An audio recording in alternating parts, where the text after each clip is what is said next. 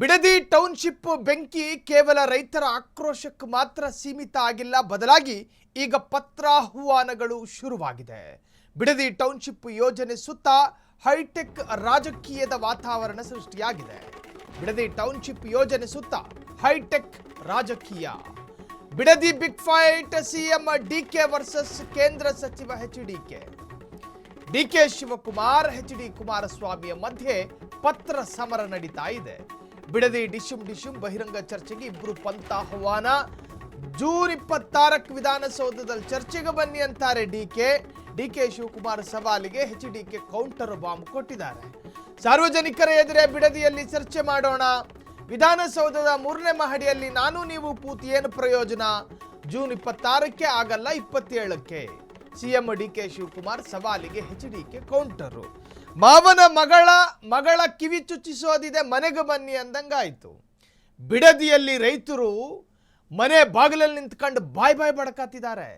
ತಲಾಂತರದಿಂದ ನನ್ನ ಅಜ್ಜ ತಾತ ಮುತ್ತಯ್ಯನ ಕಾಲದಿಂದಲೂ ಕೂಡ ಬದುಕಿ ಬಾಳಿದ ಈ ಭೂಮಿ ಮತ್ತು ಮನೆಯನ್ನ ಮತ್ತು ನನ್ನ ಸಂಸಾರದ ನೆಮ್ಮದಿಯನ್ನ ಕೆಡಿಸಿಕೊಂಡು ಸರ್ಕಾರದ ಆ ಯೋಜನೆಯ ನಟ್ಟ ನಡುವೆ ನಾವು ಊರು ಬಿಟ್ಟು ಹೋಗಬೇಕು, ಆತಂಕದಲ್ಲಿದ್ದೀವಿ.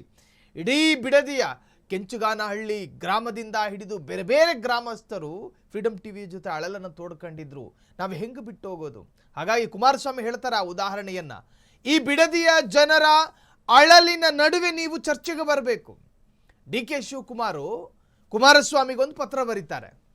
ನೀವು ಬಿಡದಿ ಟೌನ್ಶಿಪ್ ಅನ್ನ ಈ ಪರಿ ವಿರೋಧ ಮಾಡ್ತಾ ಇದ್ದೀರಿ, ಅದಕ್ಕೆ ವೈಜ್ಞಾನಿಕ ಕಾರಣ, ಅದಕ್ಕೆ ವಾಸ್ತವ ಕಾರಣಗಳನ್ನು ಕೊಡಬೇಕು.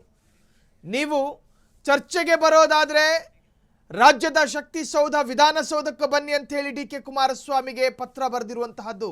ಮುಖ್ಯಮಂತ್ರಿ ಡಿಕೆ ಶಿವಕುಮಾರ್ ಬರೆದ ಪತ್ರದಲ್ಲೇನಿದೆ, ಅದರ ಪ್ರಮುಖ ಹೈಲೈಟ್ಸ್ಗಳು ನಿಜಕ್ಕೂ ಕೂಡ ಅತ್ಯಂತ ಚರ್ಚಿತ ವಿಚಾರ. ಮುಖ್ಯಮಂತ್ರಿ ಡಿಕೆ ಶಿವಕುಮಾರ್ ಬರೆದ ಪತ್ರದಲ್ಲೇನಿದೆ, ಬಿಡದಿ ಟೌನ್ಶಿಪ್ ಯೋಜನೆ ಆರಂಭಿಸಿದವರೇ ಕುಮಾರಸ್ವಾಮಿ ಅಲ್ವಾ, ಈ ಯೋಜನೆಗೆ ಸಂಬಂಧಿಸಿದಂತೆ ಚರ್ಚೆಗೆ ನಾನು ಕೂಡ ಉತ್ಸುಕ. ಜೂನ್ 26ರ ಶುಕ್ರವಾರ ಬೆಳಗ್ಗೆ 11 ಗಂಟೆಗೆ ವಿಧಾನಸೌಧಕ್ಕೆ ಬನ್ನಿ. ನೀವು ಹಾಗೂ ನಿಮ್ಮ ತಂಡದ 5 ಚರ್ಚೆಗೆ ಬರಬೇಕು. ಅಲ್ಲಿ ಯೋಜನೆಯ ಬಗ್ಗೆ ಸವಿಸ್ತಾರವಾಗಿ ಎಲ್ಲರೂ ಚರ್ಚೆ ಮಾಡೋಣ. ಎಚ್ಡಿ ಕುಮಾರಸ್ವಾಮಿಗೆ ಸಿಎಂ ಡಿಕೆ ಶಿವಕುಮಾರ್ ಅವರು ಪತ್ರವನ್ನು ಬರೆದಿದ್ದಾರೆ. ಡಿಕೆ ಶಿವಕುಮಾರ್ ಮಾರ್ಮಿಕವಾಗಿ ಅಲ್ಲಿ ಹೇಳಿದ್ದಾರೆ, 2006ರಲ್ಲಿ ಕುಮಾರಸ್ವಾಮಿ ಈ ಯೋಜನೆಯನ್ನ ಕೈಗೆತ್ಕೊಂಡಿದ್ರು. ಹಾಗಾಗಿನೇ ಡಿಕೆ ಹೇಳೋದು ಇದು ಕುಮಾರಸ್ವಾಮಿಯ ಕೂಸು ಅಂತ. ಸೊ 2006ರಲ್ಲಿ ಕುಮಾರಸ್ವಾಮಿ ಈ ಯೋಜನೆಯನ್ನ ಜಾರಿ ಮಾಡಬೇಕು ಅಂತ ಅಂದುಕೊಂಡಾಗ ಆಗಿನ ವಿಪಕ್ಷದಲ್ಲಿದ್ದಂತಹ ಕಾಂಗ್ರೆಸ್ ಅದನ್ನ ವಿರೋಧ ಮಾಡ್ತು. ಈಗ ಹೆಂಗೆ ಬಿಜೆಪಿ ಮತ್ತು JDS ವಿರೋಧ ಮಾಡ್ತಾ ಇದೆಯೋ, ಆ ಸಂದರ್ಭದಲ್ಲಿ ಲೀಡರ್ ಆಫ್ ಅಪೋಸಿಷನ್ ಜೊತೆಗೆ ಆಗಿನ ಒಂದಷ್ಟು JDS ಮತ್ತು ಬಿಜೆಪಿಯ ನಾಯಕರು ಕೂಡ ವಿರೋಧ ವ್ಯಕ್ತಪಡಿಸಿದ್ರು. ಹಾಗಾದ್ರೆ ಕೇಂದ್ರ ಸಚಿವ ಎಚ್ಡಿ ಕುಮಾರಸ್ವಾಮಿ ಅವರು ಕೂಡ ಪತ್ರ ಬರೆದ್ರು. ಆ ಪತ್ರದಲ್ಲೇನಿದೆ, ಡಿಕೆ ಶಿವಕುಮಾರ್ ಅವರು ಪತ್ರ ಬರೆದು ಜೊತೆಗೆ ಕೇಂದ್ರ ಸಚಿವ ಎಚ್ಡಿ ಕುಮಾರಸ್ವಾಮಿಯು ಕೂಡ ಅದಕ್ಕೆ ಕೌಂಟರ್ ಪತ್ರ ಬರೆದಿದ್ದಾರೆ. ಕೇಂದ್ರ ಸಚಿವ ಎಚ್ಡಿ ಕುಮಾರಸ್ವಾಮಿ ಬರೆದಂತಹ ಪತ್ರದಲ್ಲೇನಿದೆ, ನೀವು ವಿಧಾನಸೌಧದಲ್ಲಿ 26ರಂದು ಸಭೆಗೆ ಆಹ್ವಾನ ನೀಡಿದ್ದೀರಿ, ಆದರೆ ರೈತರನ್ನ ಹೊರಗಿಟ್ಟು ಸಭೆ ನಡೆಸಿದ್ರೆ ಪ್ರಯೋಜನ ಇಲ್ಲ. ನೀವು ಕರೆದಿರುವ ಜೂನ್ 26ಕ್ಕೆ ನನಗೆ ಪೂರ್ವ ನಿಯೋಜಿತ ಸಭೆ ಇದೆ, ಹೀಗಾಗಿ 26ರ ಬದಲು 27ಕ್ಕೆ ಬೈರಮಂಗಲ ಗ್ರಾಮಕ್ಕೆ ಬನ್ನಿ, ಅಲ್ಲಿನ ಯಾವುದಾದ್ರೂ ಬಹಿರಂಗ ಸ್ಥಳದಲ್ಲಿ ಸಭೆ ಸಮಂಜಸ. ಸಿಎಂ ಡಿಕೆ ಶಿವಕುಮಾರ್ ಪತ್ರಕ್ಕೆ ಎಚ್ಡಿ ಕುಮಾರಸ್ವಾಮಿ ಕೌಂಟರ್ ಬಾಂಬ್ ಕೊಟ್ಟಿದ್ದಾರೆ. ಡಿಕೆ ಶಿವಕುಮಾರ್ ಒಂದು ದಿನಾಂಕವನ್ನು ನಿಶ್ಚಯ ಮಾಡಿದ್ರು. ಆ ದಿನಾಂಕದಲ್ಲಿ ನೀವು ಮತ್ತು ನಿಮ್ಮ ತಂಡದಲ್ಲಿ ಒಂದು 5 ಜನ ವಿಧಾನಸೌಧಕ್ಕೆ ಬನ್ನಿ, ಟೌನ್ಶಿಪ್ ಬಗ್ಗೆ ಒಂದು ಆರೋಗ್ಯಕರವಾದಂತಹ ಚರ್ಚೆ ನಡೆಸೋಣ, ಅದರ ಸಾಧಕ ಬಾಧಕದ ಬಗ್ಗೆ ಚರ್ಚೆ ಮಾಡೋಣ, ಅದರಿಂದ ಬಿಡದಿ ಹಾಳಾಗುತ್ತಾ ಬಿಡದಿ ಉದ್ಧಾರ ಆಗುತ್ತಾ ಮಾತನಾಡೋಣ, ಕೆಲವೊಂದು ದಾಖಲೆಗಳನ್ನು ಮುಂದಿಟ್ಟುಕೊಂಡೆ ಸುದೀರ್ಘವಾಗಿ ಚರ್ಚೆ ಮಾಡೋಣ ಅಂತೇಳಿ ಡಿಕೆ ಶಿವಕುಮಾರ್ ಕೇಂದ್ರ ಸಚಿವರಿಗೆ ಪತ್ರ ಬರೆದರು. ಇನ್ನು ಆ ಪತ್ರಕ್ಕೆ ಸುಮ್ಮನಾಗಲಿಲ್ಲ ಕೇಂದ್ರ ಸಚಿವ ಎಚ್ಡಿ ಕುಮಾರಸ್ವಾಮಿ. ಡಿಕೆ ಶಿವಕುಮಾರ್ ನಿಶ್ಚಯಿಸಿದ ದಿನಾಂಕವನ್ನು ಬಿಟ್ಟು ಒಂದು ದಿನ ಆದ ನಂತರ, ಅಂದರೆ 27ನೇ ತಾರೀಕು 26 ನನಗೆ ಬೇರೆ ಕೆಲಸ ಇದೆ ಕಣಪ್ಪ, 27ಕ್ಕೆ ಬೇಕಾದ್ರೆ ಬರ್ತೀವಿ, ಆದರೆ ವಿಧಾನಸೌಧದಲ್ಲಿ ಬೇಡ, ರೈತರನ್ನ ಸಾಕ್ಷಿಯಾಗಿರಿಸಿಕೊಂಡು ರೈತರ ಸಮ್ಮುಖದಲ್ಲೇ ಎಲ್ಲರೂ ಕೂತ್ಕೊಂಡು ಮಾತನಾಡೋಣ ಅಂತೇಳಿ ಕುಮಾರಸ್ವಾಮಿ ರಾಜ್ಯದ ಸ್ವತಃ ಮುಖ್ಯಮಂತ್ರಿ ಡಿ ಕೆ ಶಿವಕುಮಾರ್ ಅವರಿಗೆ ಪತ್ರ ಬರೆದಿರುವಂತಹದ್ದು. ಹಾಗಾದ್ರೆ ಈ ಬಿಡದಿಯಲ್ಲಿ ರೈತರ ಆಕ್ರೋಶದ ನಡುವೆ ಬಿಡದಿ ಪಂಥ ಆಹ್ವಾನ ಪಾಲಿಟಿಕ್ಸ್ ಅಸಲಿಯತ್ತೇನು? ಸಿಎಂ ಡಿಕೆ ಪಂಥ ಆಹ್ವಾನಕ್ಕೆ ಎಚ್ಡಿಕೆ ಪತ್ರ ಸಮರ ಬೇಕೆ? ವಿಧಾನಸೌಧಕ್ಕೆ ಹೋಗ್ತಾರಾ ಕೇಂದ್ರ ಸಚಿವ ಎಚ್ಡಿಕೆ ಅಥವಾ ಬಿಡದಿ ನೆಲದಲ್ಲೇ ಮುಖಾಮುಖಿ ಆಗ್ತಾರಾ? ಕುತೂಹಲ ಮೂಡಿಸಿದೆ ನಾಯಕರ ಪಂಥ ಆಹ್ವಾನ.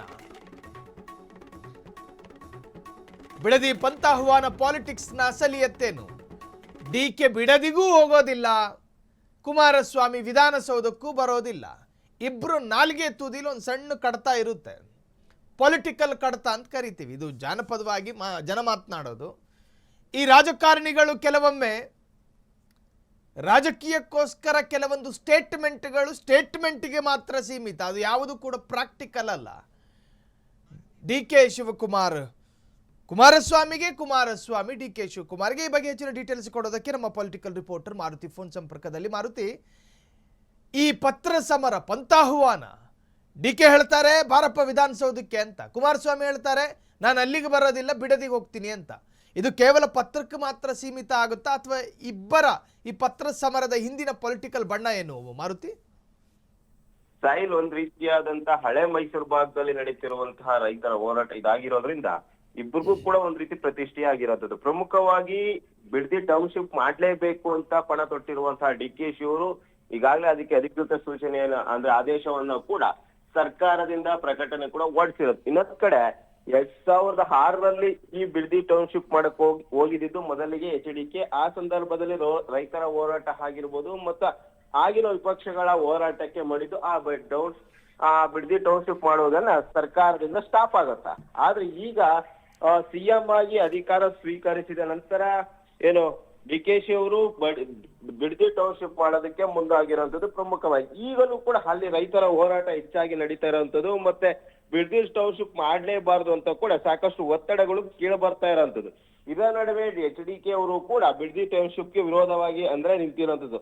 ಅದಕ್ಕೆ ಸಾಕಷ್ಟು ಬಾರಿ ಡಿ ಕೆ ಶಿ ಅವರು ಕೂಡ ಟಕ್ಕರನ್ನ ಕೊಟ್ಟಿರೋದು. ಅಂದ್ರೆ ಬಿಡದಿ ಟೌನ್ಶಿಪ್ ಆರಂಭ ಮಾಡಿದ್ದೆ ಅವರು, ಅದನ್ನ ನಾನು ಪೂರ್ಣಗೊಳಿಸ್ತಿದ್ದೀನಿ ಅಷ್ಟೇ ಅಂತ ಹೇಳಿರುವಂತದ್ದು.